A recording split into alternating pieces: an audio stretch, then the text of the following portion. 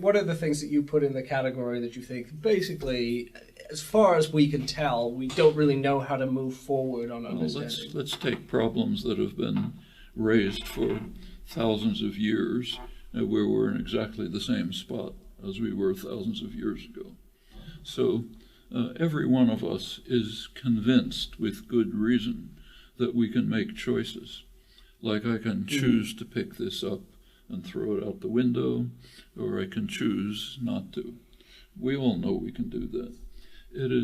It doesn't fall within the range of the sciences as we understand them, which are based on principles of determinacy and randomness.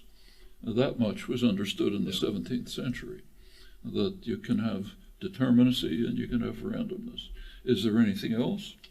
Well, my ability, what's called freedom of the will, my ability to choose and decide, yes, that falls with it. It appears to fall without it.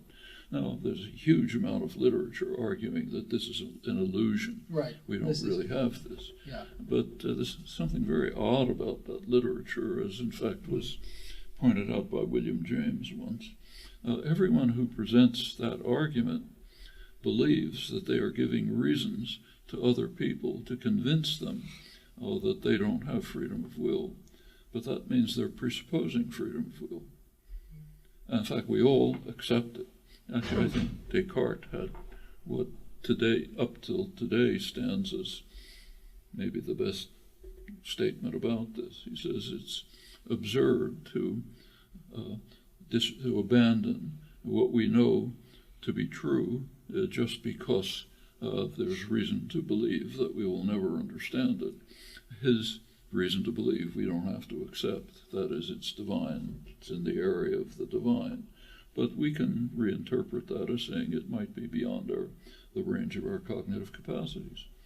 You can't prove it. Maybe somebody will invent something beyond randomness and determinacy that'll accommodate freedom of the will. But as I say, for a couple of thousand years, we've been waiting with zero progress. So there are areas of human thought that you think we've just basically treading water or stuck in place or finding different ways of saying the same things. There are actually classical examples. One classical example, in fact, is what I mentioned, Newton and Hume.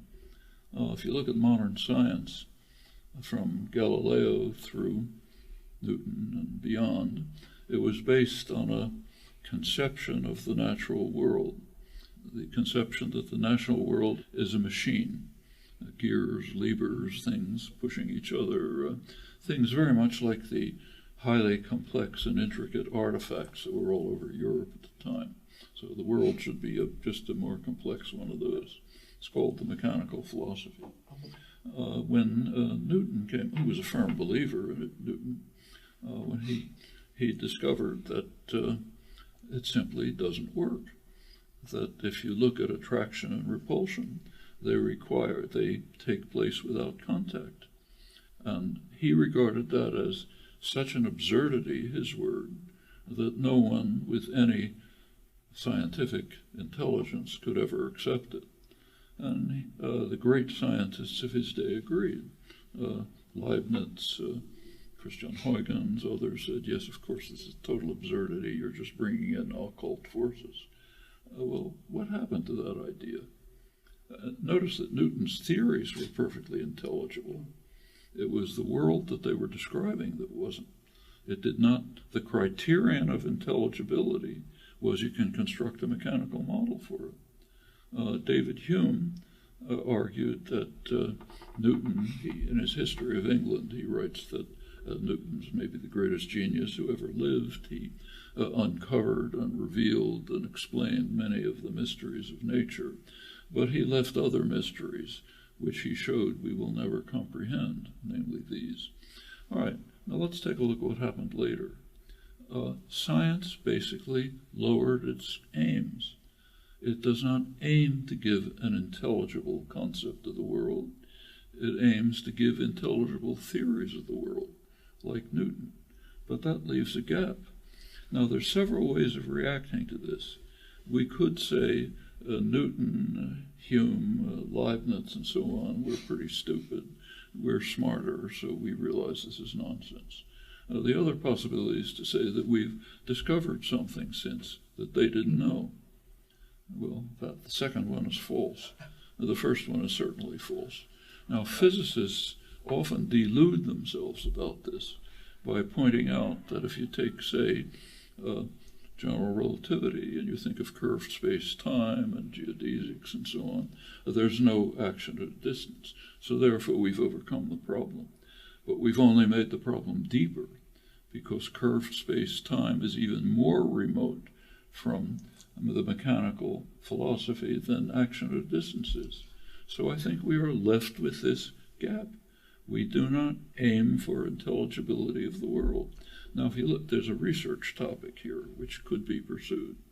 I think you could probably show that the model of intelligibility that Galileo, Newton, others developed as soon as they kind of escaped from the bounds of neo-scholastic philosophy is probably our ordinary cognitive limits about how we conceive of the world. That's a topic that could be researched, and I'll bet it'll turn out to be true. Well, what that will tell us is that our intuitive, innate, instinctive concepts of intelligibility simply don't work for the world.